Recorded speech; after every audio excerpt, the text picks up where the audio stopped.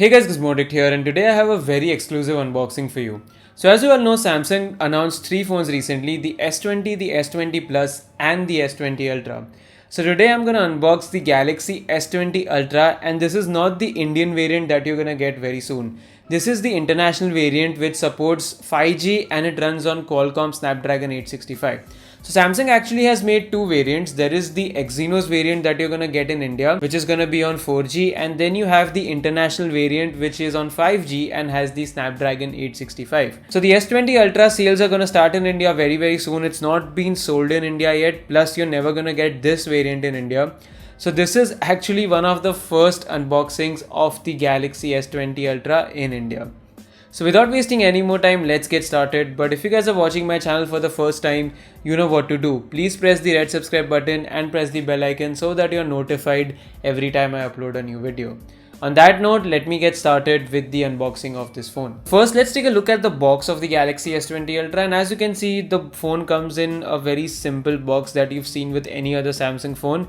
You've got S20 Ultra 5G written on the front, you've got some S20 branding on the sides, and on the back you have the packaging contents written and some other information about the phone. Inside the box, the first thing that you get is the phone itself. And as you can see, the S20 Ultra is a really massive phone. I got it in the grey shade, and on the back you can see that the camera bump is massive. It comes out from the back of the phone by quite a big margin, and it's also pretty big too. You've got that really beefy 108 megapixel sensor there, and even if I talk about my first impressions of the phone, it's pretty massive and heavy.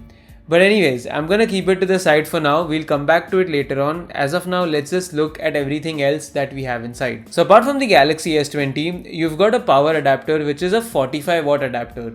So the thing is, Samsung is giving you 45 watt adapter with the S20 Ultra, and I think the S20 and S20 Plus get the 25 watt adapter. Now I don't know if the Indian Exynos variant will also get the 45 watt adapter or not, but I had it in the Snapdragon variant, and this supports Type-C. So after that, you've got Type-C to Type-C cable to charge the phone. You don't get a normal USB to Type-C cable. It's a Type-C to Type-C cable, so you cannot connect it to your computer or a laptop unless your laptop has a Type-C port. And after that, you've got a pair of earphones. So because Samsung started removing the headphone jack since the Galaxy Note 10 Plus, you've got a pair of Type-C earphones from AKG. Samsung has a tie-up with AKG, so these are actually really good quality earphones. But unfortunately, Samsung does not include any kind of Type-C to headphone jack adapter. You have to buy that separately, and I think it comes for 800 or 900 rupees. It would have been great to just give it for free inside the box because this phone is very expensive to start with. There is like a small piece of cardboard on the upper side of the box. Inside that you have your SIM ejector tool, and if you open it, you will get a bunch of paperwork. Normally in the Indian variant, you also get a TPU case, but the US variants don't have a TPU case with the Galaxy S20 Ultra. So basically that's everything that you get inside the box of the Galaxy S20 Ultra. Now let's throw everything to the side and come to the S20 Ultra. So here's the best flagship phone that Samsung has made in 2020, the Galaxy S20 Ultra. And first, let me talk about the specifications of this phone. Like I said, there are two kind of variants for this phone. The Indian variant is 4G and gets the Exynos 990 chip. But the US variant and the international variants actually have the 5G variant, which have the Qualcomm Snapdragon 865. Now normally both of these chips are very similar. Both of them are on a 7nm plus architecture and all of those things. But there are two major differences. First of all, the Snapdragon chips are definitely better optimized when it comes to the battery life, and it becomes all the more important when you have a high refresh rate display and a high resolution display on a phone like this. After that, the other thing is that the Snapdragon variants also actually perform better when it comes to PUBG. Exynos variants are not that great in terms of gaming performance. Snapdragon is better because you've got the Adreno GPU. And there's one more thing, which is Gcam support. Unfortunately, none of the Exynos models support Google Camera properly, so the Snapdragon variants once again beat them when it comes to the camera performance. But basically my variant has the Snapdragon 865, and apart from that, you've got 12 GB of RAM. There's literally more RAM on this phone than my laptop. And then you also have 128 GB of storage. There are other variants where you get 256 GB of storage and all of that, but my variant has 128, and there is a hybrid SIM slot, so in case you want to increase the storage, you can always throw in a memory card. So yeah, you've got the best chipset on any phone that you can get on the S20 Ultra. And what I really liked this time is that Samsung has given you 5000 milliamp hours of battery. And that is one of the reasons why the S20 Ultra is so massive. But I'm really happy that Samsung has given you 5000 milliamp hours of battery with 45 watt fast charging, because this phone is gonna need that. Because when we talk about that display, Samsung has made a couple of changes here. First of all, it's a really huge 120Hz display. It's a Super AMOLED panel and the size is 6.9 inches. Nice. But here's the catch. Although it is a 1440p display, you cannot use 120Hz at 1440p. If you want to use the display at 120Hz, you have to go down to 1080p and you can only use up to 60Hz on 1440p. Now I did notice that there was an update, or there is an internal testing going on where Samsung might release an update later on wherein you can use 2K at 120Hz, but as of now it's capped at 60Hz. If you want 120Hz, go to 1080p, and if you want 2K display, you have to be at 60Hz. I'm gonna try out both of the settings and see which one gives the best battery life. Apart from that, another thing that I noticed was that this time Samsung has decreased the curvature of the curves.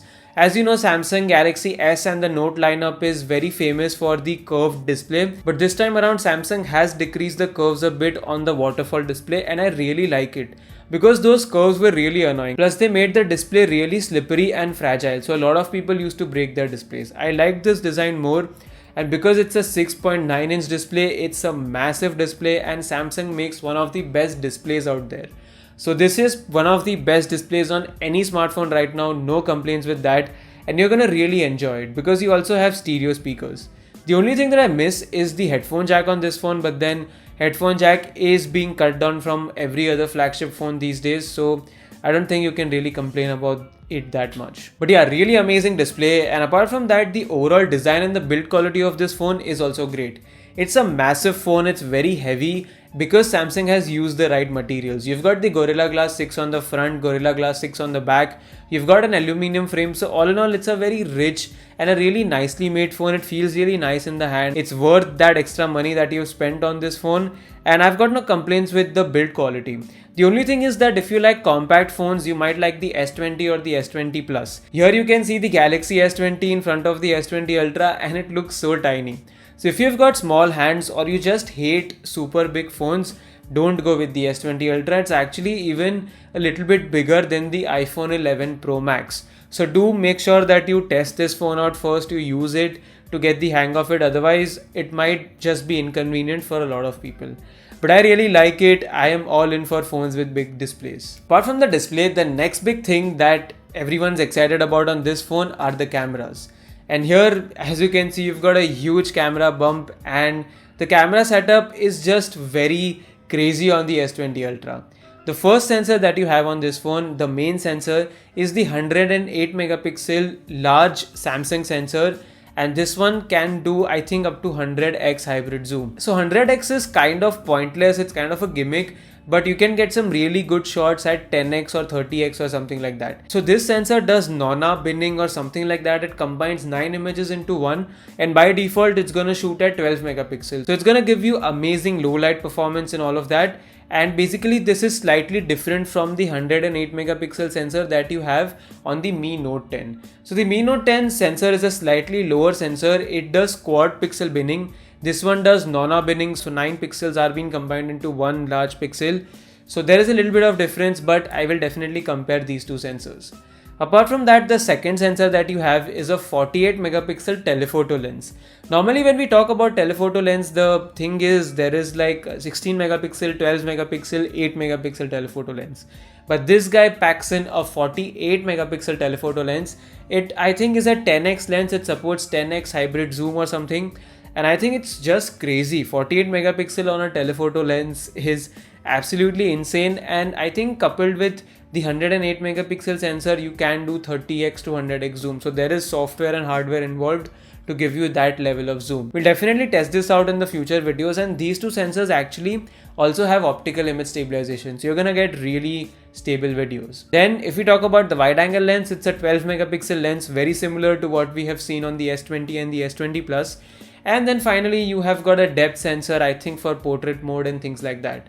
So all in all, a very crazy camera setup. It's a good thing and a bad thing. It's a good thing because the numbers look really nice and it can take really good photos, but it's a bad thing because You guys must have clearly read or seen videos about the autofocusing issues on the S20 Ultra. So Samsung has said that they will be fixing it with an update, but let's see how it goes. I have this phone for 3 weeks and I'm hoping that Samsung pushes an update so I can give you a really nice camera review and compare it with the iPhone 11 Pro Max. The front facing camera on this phone is a 40 megapixel sensor. Samsung has just gone crazy with the numbers. 108 megapixel on the back, 40 on the front. But let's see how it performs in real world conditions. I have a lot of camera comparisons lined up for you. And then finally, if we talk about video, this phone does 4K at 30 FPS, at 60 FPS. You've got optical image stabilization, and you can also record videos at 8K at 24 FPS. I don't know who's gonna record 8K videos, because if I'm being honest with you, I don't even think my PC can handle 8K videos. So it's kind of a gimmick as of now, because 90% of the people's laptop or desktop will not support 8K videos, and the file size is so big it doesn't make any sense. But it's a nice thing to have. It's pretty cool. You can try it out once or twice if you want to. And I'll definitely try to do some testing around it and make videos for you. After that, if I talk about a couple of other things, in terms of software, the S20 Ultra runs on Android 10 right out of the box. And you also have Samsung's One UI that is based on Android 2.1. I really like One UI lately. I have experienced it on the S10 Lite. Then I've seen it on the Galaxy Z Flip, and now I'm using it on the S20 Ultra, and the experience has been pretty great. It's very fast, it's snappy. I think the S20 Ultra gets UFS 3.0 or UFS 3.1 storage, so things are very fast, and coupled with that 120Hz display, the overall experience has been buttery smooth on this phone. Plus, One UI brings a lot of features to the table that you need in a phone like this. You've got a couple of gestures, you've got some extra other features, especially you've got features like Samsung DeX, wherein you can connect this phone to your monitor or something like that, and you can use it like a mini PC. So if you have a USB hub, a Type-C hub or something, you can plug in your keyboard, mouse, you can plug in the phone to the monitor with an HDMI cable, and you can use it like a desktop. So this phone can turn into your workstation as well. And talking about that, this phone has HDMI out, so if you want to stream PUBG, if you want to record your gameplay, you can easily connect it to a capture card and do that. I will be doing a dedicated PUBG gameplay because it's got the Snapdragon 865. So I want to see how this phone performs, and I will definitely cover everything about it, because I also have the Galaxy S20 which is on the Exynos 990. So I want to see how much Snapdragon 865 on the S20 Ultra is better than the Exynos on the Galaxy S20. So detailed PUBG reviews also coming your way very, very soon. This phone also gets a fingerprint sensor like the other Samsung flagship models. You've got an ultrasonic sensor. It's not an optical sensor. So any normal tempered glass might not work on this phone. You'll have to use special tempered glasses. And considering that this phone has such an expensive display, you do need a display protection. But I've used the fingerprint sensor so far, and it definitely seems snappier than the Note 10 Plus and even the S10 Plus. So I'll report about its accuracy in my full review. But you also got face unlock, so if you don't want to use that sensor, you can always use the face unlock feature. So yeah, as of now, the Galaxy S20 Ultra seems to be very promising. I mean, it's one of the most powerful phones that is currently selling in the market, and I'm really excited to review it. Like I said, I have this phone for only 3 weeks, so I'll be making a lot of videos about it. I'll try to bring all of the videos very, very soon. And if you guys have any special request about a comparison video or something like that, please let me know in the comments. I will be doing a speed test, PUBG test of the Snapdragon variant with the Exynos variant. We'll see how much we are missing out on in the Indian market with the Exynos variant. And apart from that, I'll do some camera comparisons too. So if you guys have any special request, please let me know in the comments. As of now, this was my unboxing as well as a first look at the Galaxy S20 Ultra. Definitely one of the best phones that is available right now, considering that you have that budget. I'll be bringing a lot more videos about this phone. I'll also be tweeting about my experience about the S20, S20 Ultra and the Z Flip. So make sure that you follow me on Twitter at gizmoddict. As of now, that's all I have to say about the S20 Ultra. Thanks for watching this video, and I will be back in the notifications very, very soon.